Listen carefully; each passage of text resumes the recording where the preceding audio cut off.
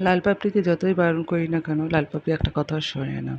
আজকে নাকি শুনছি মেয়ে দেখতে যাবে পয়লা নদীতে, বাট কোথায় যাচ্ছে আমি জানি না। দাদা বললো তাই বললো।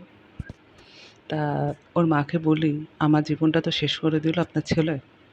ছেলেকে নিয়ে আবার যাচ্ছেন মেয়ে দেখতে। কি সুন্দর! একটা মেয়ের জীবন শেষ করে তারপর ছেলেকে নিয়ে যাচ্ছেন মেয়ে দেখতে। বাহ!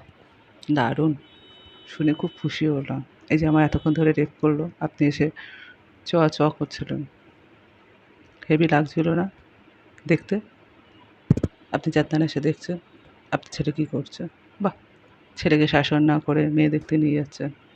এর থেকে বড় মানে আমার কাছে দুঃসংবাদ আর আপনাদের কাছে নোংরা সংবাদ, আর কিছু না। আপনি যে এটা নোংরামি, ছেলে নোংরামি করছে, ঠাটে দুটো চড় না মেরে